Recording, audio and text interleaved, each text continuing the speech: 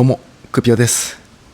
ハイエースで一人専用キャンピングカー作ろうと思っています。常設ベッド、トイレ、シャワー、エアコンと一人特化なら実現可能だと思います。ベースになるハイエースのサイズ選びを悩んでいるところ、愛知県のエムザートさんのデモカ長期乗ってもいいよとおっしゃってくれたので、このハイエースで車中生活してどのサイズにするのか、ハイエース買うのか買わないのか決めたいと思います。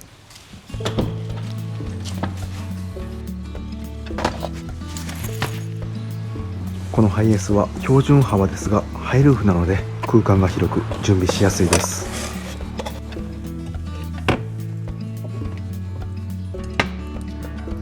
完全ノーマルな状態ではなくて仮装されたハイエースなので走行面ではかなり参考になると思います。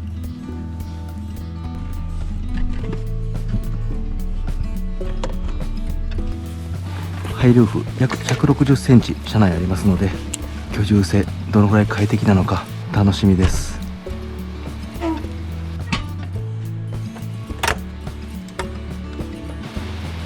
初日は一般道、2日目以降は高速道路を走りハイエース購入するか決めます。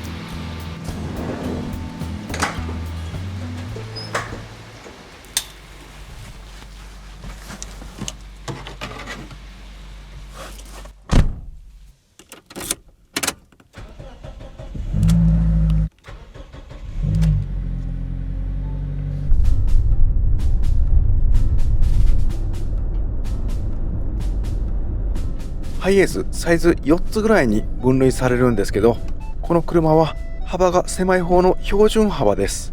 ただ背が高いハイルーフということでコンパクトだけど中の快適性もあるキャンピングカー向きなサイズです。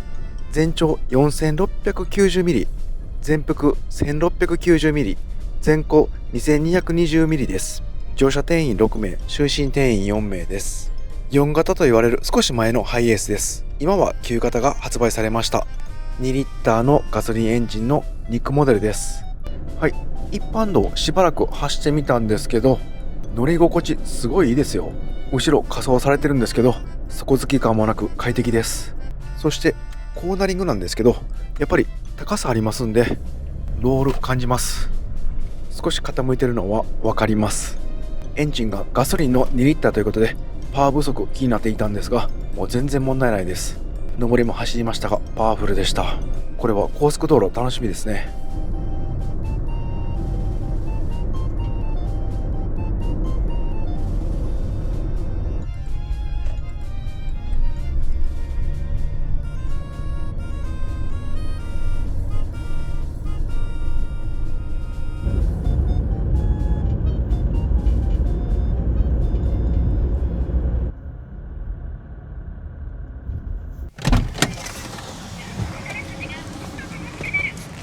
はい、入善町の来たかったスーパー来ました。ここのスーパー新鮮なお魚とか売ってるそうなんで、ここで食材揃えてから食べに行きます。やっぱりね、すごい駐車しやすかったです。全幅が 1690mm ということで、この右端に合わせてこっちがですね、左の方はこんなにも空いています。で、全長は 4690mm です。一番後ろに合わせてこんなに前空いています。こういった地方のスーパーは広いんですけど、都会のスーパーやコンビニ狭いんで、このサイズであればすごい助かりますね。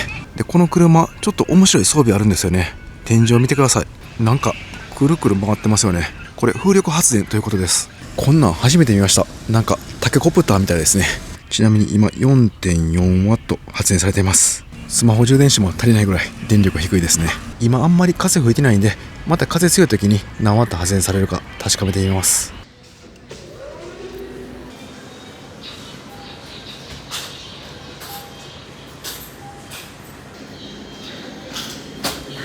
アイスコーヒーお願いします。アイスコーヒーですか。はい。はい。新鮮なお魚やお肉買ってきました。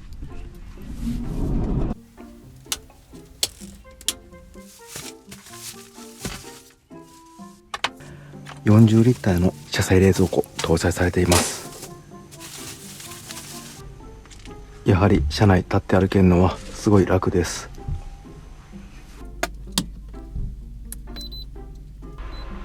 車内が少し暑いので DC12V クーラーつけて冷やします。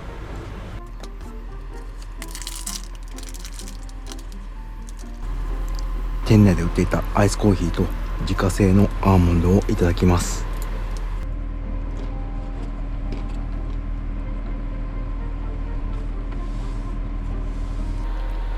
このレイアウトいいですね。家みたいで落ち着きます。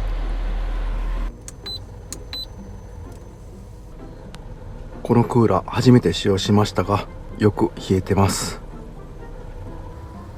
最初少しうるさかったんですが、設定温度になると静かになりました。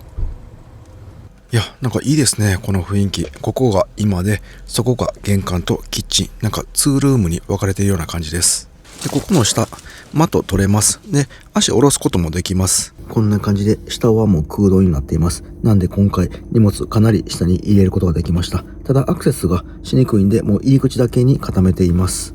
で、これ面白いのが後ろ2段になってると思うんですけど、ここにねパイプがあって、でマットを何個かこう橋渡すと2段ベッドになるんですよね。下もね、ここも寝れるし、上でも眠ることができます。こっから後ろまで190か2メーターぐらいありますんで、大人十分眠れます。2人と2人で4人眠ることができます。で、今回はここにシュラフを置いてます。で、これを出すだけでも眠れるように常設ベッドみたいな感じで使います。で、こっち側が座る場所にしたいと思います。で、入り口にこういった靴置きみたいな収納があって、テレビがあって、40リッター冷蔵庫。で、ここはタンクですね。10リッターぐらいの排水と清水タンクがあります。で、ここに AC コンセントもあります。で、DC ソケットもありますね。USB いけます。なんでスマホ充電したり、ここで AC コンセント挿して IH 調理器使うのもできます。ここにもありますね。で、このシンクの上ですね。ここにちょっとした収納ありますんで、ご飯系食材置いてます。で、後ろにね、最初荷物結構置いてたんですけど、走行してる時になんかずれてたんで、ちょっと危ないんでもう下ろしときました。ハイエース標準幅のハイルーフいいですね。結構広いです。で、ここのベッド、1人常設ベッド分サイズがあっても、ここにスペースがあるんで、マルチルーム、トイレやシャワールームなど作れそうです。で、やっぱり自分がキャンピングカー作るとなると、常設ベッドが欲しいんですけど、この狭い空間なら、常設ベッドは諦めた方がいいかもしれません。ただ、常設まではいかないんですけど、簡単なギミックですぐに眠れるようにしたいと思います。いや、いいですね。いろいろ妄想していたら楽しくなってきました。で、そろそろ出発します。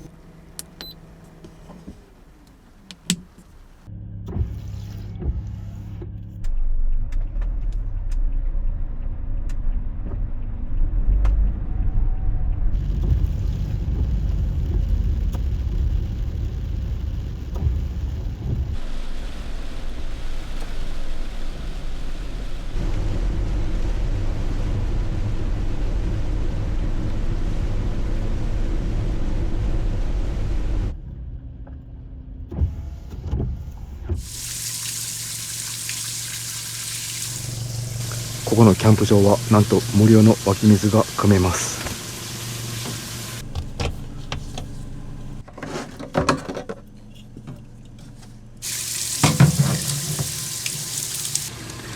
キャンプ場周辺は湧き水が豊富で何か所か水汲めます。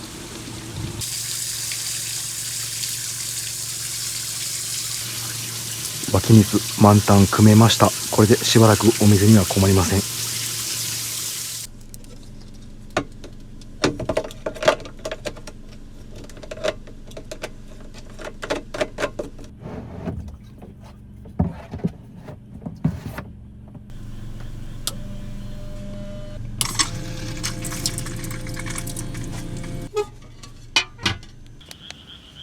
はい、キャンプ場の駐車場に到着しました。何台か車中泊されている方がいらっしゃいます。すぐ横がキャンプサイトで、この中は車乗り入れ NG です。で、向こう側はもう海になっています。トイレどうでしょうか。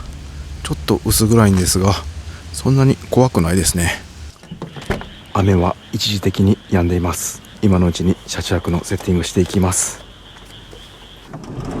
イージークローザーがついてますので、バンと思いっきり強く締めなくてもいけます。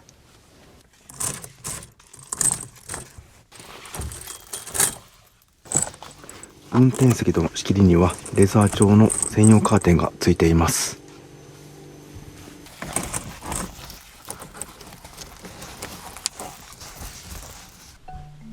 一瞬で車中泊モードになりました。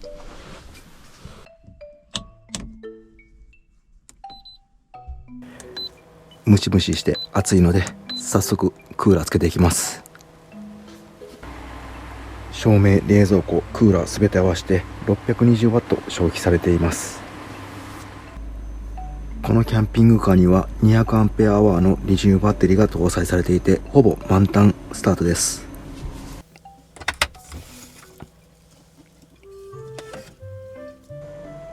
冷蔵庫で冷やしていたノンアルコールビールキンキンです。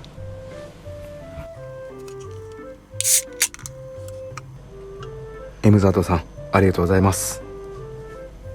カーキャンパイハイエースの空間最高です。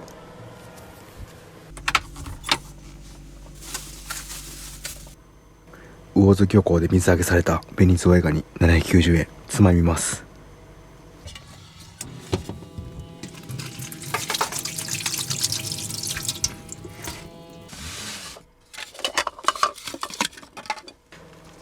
結構量ありますんで半分いただきます。ポン酢でいただきます。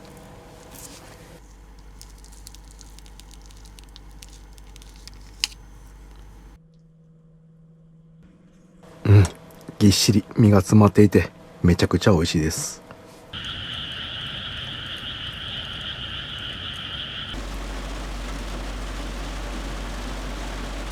こういったベニズワイガニとか越前ガニとか観光地行くと結構高いですよね。でも漁港近くの地元のスーパーとか行くと意外と安く売ってます。車中泊だったらこういった場所回りやすいんで、漁港近くのスーパーおすすめです。今日はね、ステーキも買っています。これ常温に今戻しています。で、ノンフライヤー今日持ってきました。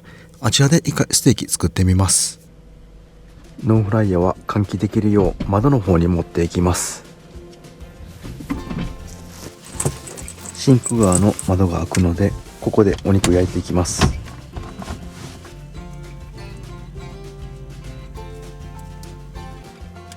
ノンフライヤーが小さかったのでお肉をカットしました。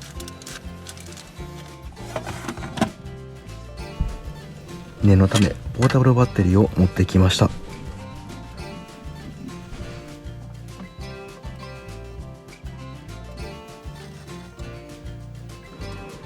200度で片面3分ずつ焼いてみます。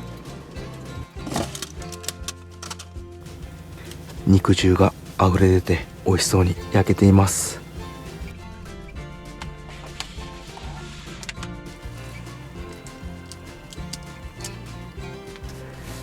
少し火が通り過ぎましたが、ステーキ完成しました。スーパーで見つけた美味しそうなステーキソースかけていただきます。いただきます。普通に美味しいです。ノンフライヤーでステーキありですね。これ何回かやっていったらレアやミディアムなど焼き加減調整できそうです。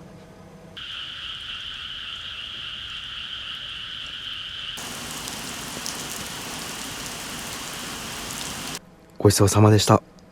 いや、やっぱりお肉食べたら元気出ますね。このハイエースのナローハイルーフでしばらく過ごしてみて思ったんですけど、一人や二人使いちょうどいいサイズですね。どうしてもキャブコンだったらもっと広くてなんか車内という感じしなくてホテルっぽくなるんですけど、このハイエースだと広いんですけどちょうどいい広さ、車中泊をしてるそんな感じがします。自分でも何言ってるか分かんなくなってきたんですけど、結構このサイズ気に入りました。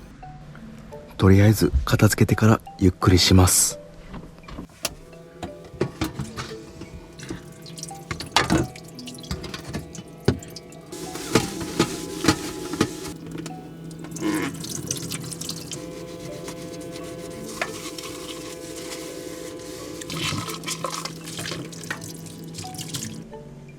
シンクは最低限の広さあったので問題なく洗い物できました。このシンクなら歯磨きや顔を洗うのも問題なくできそうです。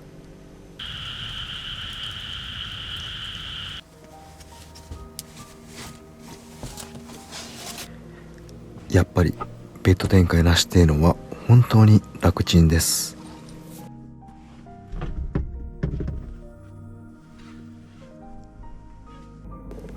クーラーはもう切っておきます。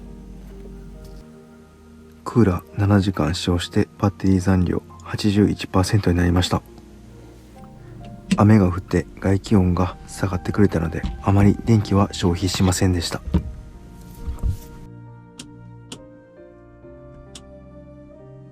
ここに寝てみるとテーブルが少し当たりそうになりますが、当たりません。このテーブル取らなくてもそのまま眠れそうです。ここのキャンプ場は街から離れていて、車も全然通らないのでかなり静かです。ぐっすり眠れそうです。それではおやすみなさい。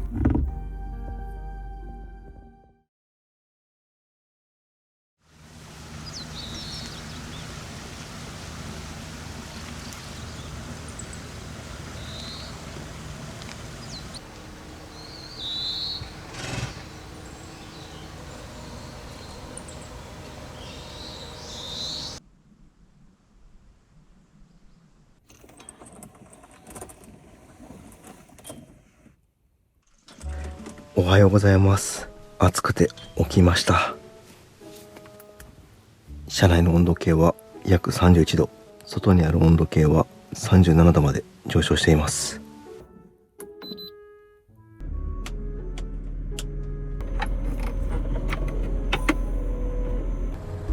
まずは目覚めのコーヒーをいただきます。ブラックコーヒーが好きだけど尿路結石が怖いので牛乳もいただきます。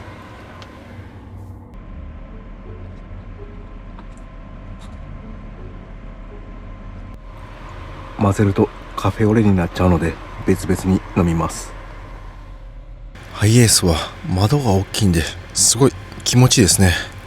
なんかキャブコンよりこうやって見ると開放感があります。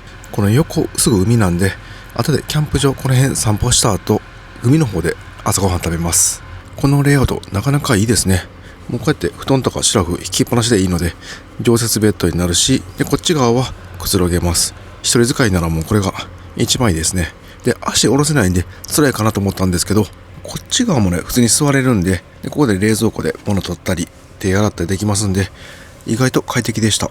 もうこれが全面フラットで、この辺もフラットだったら足が下ろせなくてしんどくなっちゃうかもしれないんですけど、下ろせる場所があればこのお座敷モードなかなかいいですね。この DC12V クーラーかなり冷えてきました。もう車内26度まで下がっています。外気温は 36.5 度ですね。フロントウィンドウに温度計を置いてるんですけど、現在曇りなんで直射日光は当たってない状況です。クーラーはつけたまま外の様子見てきます。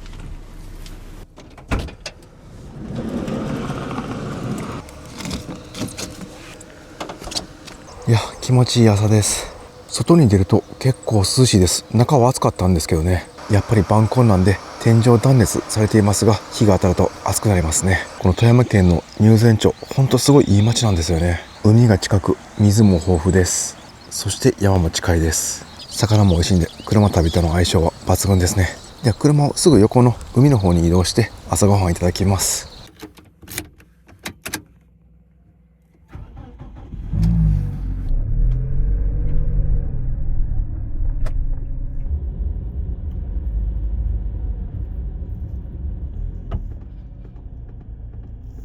めちゃくちゃいい場所ありました。キャンプ場、道路挟んですぐ横なんですけど、目の前がこの雄大な富山湾です。ここ歩道みたいな感じでずっと続いてますんで、少し散歩してから朝ごはんいただきます。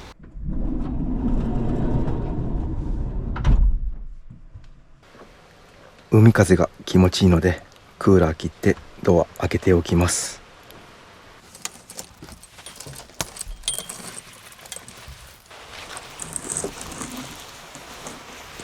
いや最高の眺めです。潮の匂いもする特等席です。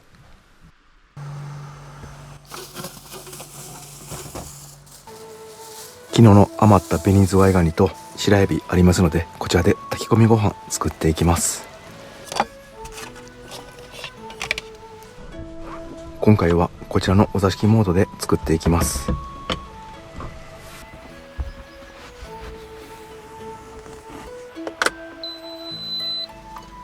フライパンにレトルトパックのご飯そのまま入れていきます。お水少々、丸鶏ガラスープ少々。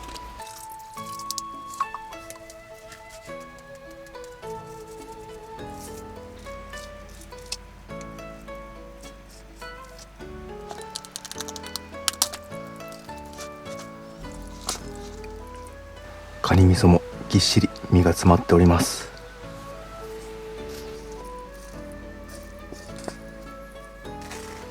取れたての白エビもたっぷり入れていきます。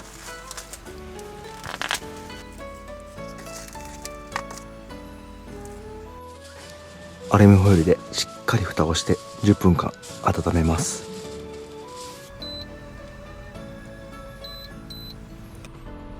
これでカニとエビの旨味がご飯に染み込むはずです。ご飯ができるまでの間、こうやって海見てるだけで癒されます。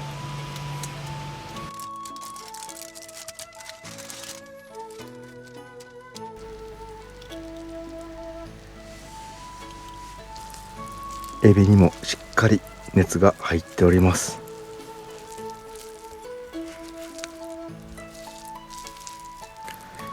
ネギと刻み海苔をかけたら完成です。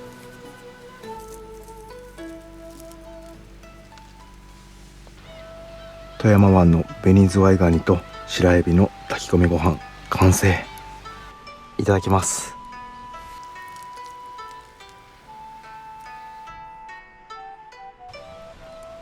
カニの旨味がご飯によく染みていてめちゃくちゃ美味しいです。少し鶏ガラスープ入れたので中華風になり、より一層旨味が出ています。殻ごと入れたエビは濃厚なエビの味わいが存分に味わえます。しっかり水蒸気で蒸されていますので食べやすく癖になるご飯です。この目の前の海でカニもエビも取れたんですね。そう思うとどんな高級なお店よりここが一番贅沢なんじゃないかなと思います。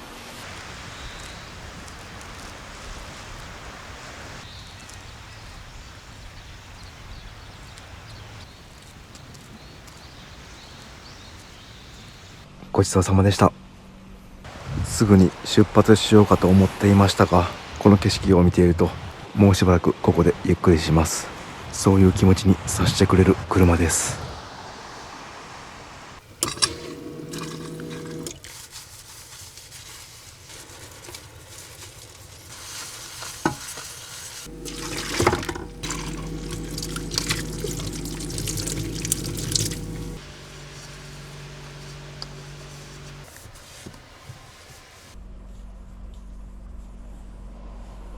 なんかずっとここにおるとどこも行きたくなっちゃいます。でも今からまだ北上して新潟の方に行かないといけません。このナローハイルーフのサイズ感すごい気に入りました。なんかどこでも行けそうですね。こんなにも車内も広いのにコインパーキングでも止められるし、どんな細い道も行けると思います。で、今日からずっと高速道路になります。問題は直進安定性ですよね。80キロ、90キロ、100キロ出した時にふらつかないか、その辺気になります。で、あとは標準幅でハイルーフということで横風に弱いんじゃないかなと思います。その辺も今回体感してみたいです。丸2日間高速道路で移動しますんで、ハイエースナローハイルーフの走りを堪能したいと思います。今回この車で初めて車中泊してみて、カムロードキャブコン乗ってる身からしてすごいびっくりした点やいまいちだった点もありました。なのでその辺をまとめてお伝えします。で、この先お風呂入れるか分かんないので、もうちょっと北上したら新潟と県境くらいにいい感じの温泉ありましたんで、そこ入ってから考えしっかりまとめてお伝えしたいと思います。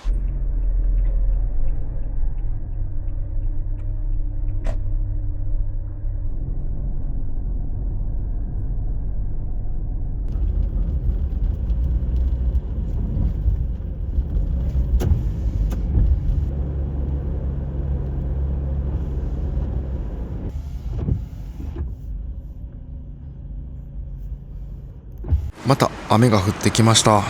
もう本当にすぐ見えてる山が新潟県です。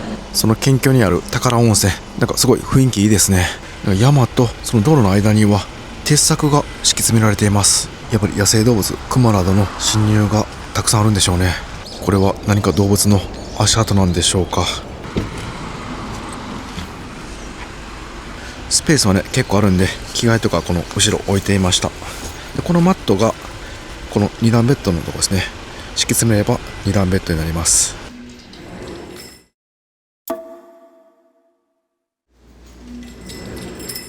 高温の温泉でめちゃくちゃ気持ちよかったです。料金は700円でした。露天風呂が2つと内湯が大きめ1つでした。結構温度高くて44度ぐらいだったんですけど、露天風呂が低かったんで暑いのが苦手な方でも入れると思います。気持ちよかったです。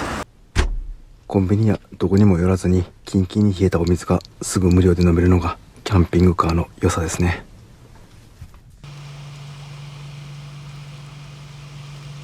いや、ハイエースキャンピングカーとしてすごいいいですね。実際に車中泊してみて感じたことをお伝えして、で買うのか買わないのか今の気持ちもお伝えします。気になっていた走行面なんですけど、一般道2日間走ってみて感想です。この車の挙動なんですけど、自分意外でした。カムロードのキャブコンとすごく似ています。ただですね、全てカムロードキャブコンの半分以下という感じでした。このロール傾きや縦の揺れですね、それが全部カムロードの半分以下でした。でやっぱりこの車の取れた幅、車のタイヤとタイヤの幅なんですけど、それとホイールベース長さもカムロードとほぼ一緒なんですよね。このナローサイズっていうのが、しかもハイルーフです。そこも似てます。でカムロードの場合もうちょっと高いんで、さらにロールが大きいという感じでした。カムロード乗ってる方になんか分かりやすくお伝えしますと、カムロードに100万円ぐらいの足回りを装備させて、それと同じぐらい、もしくはハイエースの方がちょっといいかなっていうぐらいの良さです。やはり走行面はハイエースに分がありますね。ハイエースの中でも一番走行性能の低いこのナローハイエースでもカムロードキャブコンに比べたら圧勝という感じでした。これでさらにワイドボディですね、走行性能の上がるハイエースだとどんな感じになるのか乗ってみたいですね。で今から高速道路、このナローハイエースで乗りますんで、高速道路性能楽しみです。自分はキャンピングカーの走行性能をかなり重視していて、居住性と走行性能両立したいです。もちろんそんなに飛ばすわけではなくて80キロ巡航したいんですが、やはり危険な状況をですね、なんか遅い車いたりとか抜かさないといけない時っていうのは80キロからその85とかではなかなか抜かせません。なので90、100キロとかですね、安全に出せる速度の車が必要になってきます。そういった面でも走行性能は重視しています。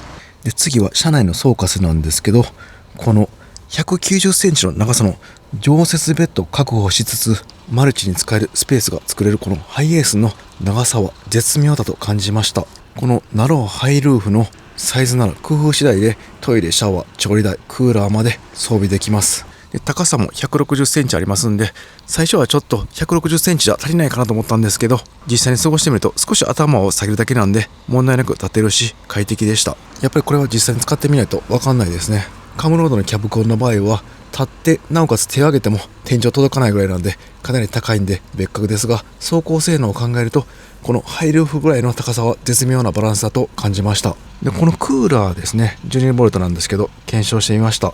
消費電力まず600ワットですね。で夜7時間動かしてバッテリーが 20% 消費していました。容量200アンペアワーのリチウムバッテリーです。で翌日も朝1時間半日中使用しましたがバッテリー 8% の消費でした。思ったより少なかったです。なのでこの DC12V クーラー 200Ah のリチウムバッテリーがあれば1泊2日余裕で持ちますね。ただし今回は気温がそこまで高くならなかったので30度超えてくるとどのぐらい消費するか確かめたいですね。やっぱり消費電力を考えるとキャンピングカーには家庭用クーラーが一番いいんですけど、この DC12V クーラーもかなりスペースがちっちゃくて、このナローのハイルーフとか小さめのキャンピングカーにはちょうどいいですよね。あと室外機もちっちゃいです。最近ではルーフに装着する 12V のクーラーも出ました。それだったら室外機も一体型なんでかなり小スペースになります。それが省エネになってくれたら一番いいんですけどね。でこれからはそういったモデルが主力になってくる可能性もあります。で車内のデメリットなんですけど、まず一つ断熱性ですね。やっぱりこれもう晩婚なんで宿命なんですけど、日中日が昇るとかなり暑くなっていました。断熱入ってるんですけどやっぱりですね暑かったですね。というのもキャブコンの場合はもう全体が断熱なんですけど、この横とかですねやっぱり断熱できない部分、床とかもあります。なので断熱性は晩婚の場合かなり劣るなと思いました。その断熱性の低い晩婚でもこの 12V クーラー日中30度を超える中でも冷えるのかっていうのも確かめてみたいですね。でこのルーフにですねソーラーパネルつければ太陽の光遮断できます。ただ走行性能は低くなってしまうんですけど、自分だったらやっぱりソーラーパネルつけたいですね。そうすることにより、影になって断熱性も上がるんですけど、何より止まっていても電気が勝手に溜まっていくっていうのはかなり魅力的です。車中泊や長期の車中生活では重宝します。次のデメリットなんですけど、やっぱり料理の匂いが残っちゃいましたね。ノンフライヤーはいけたんですけど、アルミホイルでかぶせてカニの炊き込みご飯作った時、匂いがやっぱりしました。ここに窓があるんですけど、やっぱり強制的に出すシステムが必要ですね。ここに換気扇を取り付けるか、マックスファンですね、必要だと思いました。ただマックスファンだったらこの冷えた車内の空気もわーって全部変わっちゃうんで、それは嫌だなと思いました。このクーラーの電力ってかなり使うし、でせっかく冷えた車内の空気をまた冷やすっていうのはさらに電力かかってきます。なので料理するポイント、ここだけで換気、空気を入れ替えたいですね。なのでレンジフードみたいなのがあれば一番ベストかなと思います。一方良かったのは、やはり最初も言ったんですけど、立てるっていうのは本当に良かったです。一番実感したのは着替えですね。夜寝る前自分パジャマ着るんですけど、その時立って着替えれたし、朝も着替えることができました。1日2回だけなんですけど、座って着替えるのって意外と大変なんですよね。逆を言えば、車内で着替えない人はそんなに高さなくても快適に過ごせるのかなと思いました。これよりもう一つ背が低いミドルルーフっていうのもハイエースであると思うんですけど、そちらも体感してみたいですね。どのぐらい違うんでしょうか。で、次良かったのがこのドアですね。これこんな感じですごい大きく開くんで、もう開放感がすごかったです。これキャブコンでは得られない開放感です。今日みたいな感じでこっち側を海側にして止めれば、もう自分だけの特等席がすぐに出来上がります。やっぱりこういったドアですね。窓ここ開けるの、こういったものと、もうこのドア全体開くのって全然開放感が違うなと体感しました。この後ろはね、軽バンとかでも開くんですけど、こっち側のサイドのドアっていうのはこんなに大きいのはハイエースやデュカトだけだと思いますので、絶景の場所で車中泊行く方はかなりメリットになると思います。キャンプ場とかもかなりいいですね。ハイエース買うのか買わないのか、結論なんですが買いたいです。この車があったら旅の自由度はさらに広がる。ただ高速道路だけ乗って最後判断したいと思います。もうね、買う気満々なんですが、高速道路性能がカムロードと変わらなければやめるかもしれません。そんなことはないと思いますが、そこだけ最後確かめたいです。